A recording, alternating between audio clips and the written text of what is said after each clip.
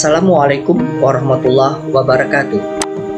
Kali ini kita akan membahas pembelajaran mengenai teknologi ramah lingkungan yang merupakan materi IPA kelas 9 SMP semester genap.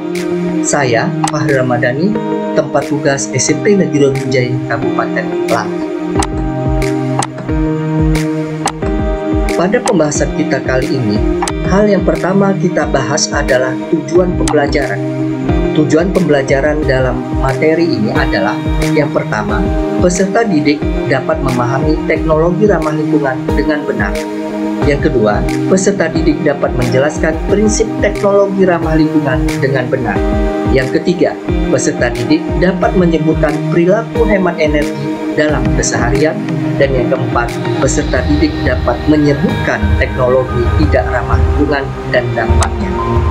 Baik, untuk yang pertama, kita lihat dulu apa pengertian dan prinsip teknologi ramah lingkungan. Teknologi ramah lingkungan atau kita sebut dengan eco-friendly technology atau green technology merupakan bentuk penerapan teknologi yang memperhatikan prinsip-prinsip pelestarian lingkungan. Dengan kata lain, teknologi ramah lingkungan merupakan salah satu bentuk upaya pemeliharaan lingkungan dari masalah pencemaran lingkungan. Aplikasi teknologi ramah lingkungan ada di dalam beberapa bidang. Yang pertama, bidang energi, contohnya biofuel, kemudian biogas, sel surya, hydropower, ocean power, wind power, dan sebagainya. Yang kedua, bidang transportasi. Contohnya adalah kendaraan hidrogen, mobil surya, dan mobil listrik.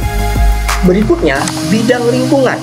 Contohnya biopori, kemudian composting toilet, water purification, dan lainnya. Bidang industri diantaranya biopulping dan biobag. Dan bidang pertanian diantaranya adalah biosen insektisida dan biofungisida. Nah, apa saja yang menjadi perilaku hemat energi dalam keseharian yang harus kita contohkan? Yang pertama, membudayakan bersepeda atau jalan kaki untuk melakukan kegiatan sehari-hari. Yang kedua, kita mematikan kendaraan jika tidak digunakan. Yang ketiga, menggunakan pompa air listrik dalam sekali waktu untuk memenuhi bak mandi dan tempat penampungan air. Yang keempat, menggunakan air secukupnya saat mandi atau saat mencuci. Yang kelima, mematikan lampu jika tidak diperlukan. Yang keenam, membuat jadwal mencuci dan menyetrika pakaian secara teratur. Berikutnya, yang ketujuh, menghindari kemacetan. Kemacetan membuat kendaraan membuang bahan bakar secara percuma. Yang kedelapan, memilih peralatan rumah tangga yang hemat energi. Dan yang kesembilan, menggunakan kertas seefisien mungkin.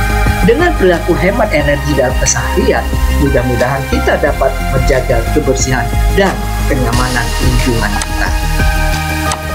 Hal yang berikutnya, teknologi tidak ramah lingkungan, apa dampaknya bagi kita?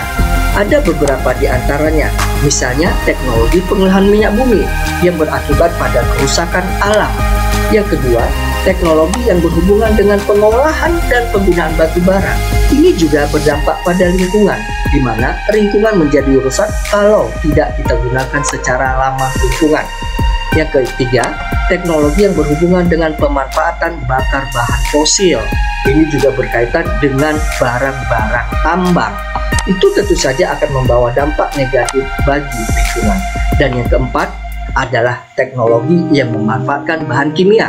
Ingat, bahan kimia merupakan bahan-bahan yang sulit sekali diuraikan oleh alam. Oleh karena itu, teknologi yang tidak ramah lingkungan segera kita tinggalkan. Kenapa?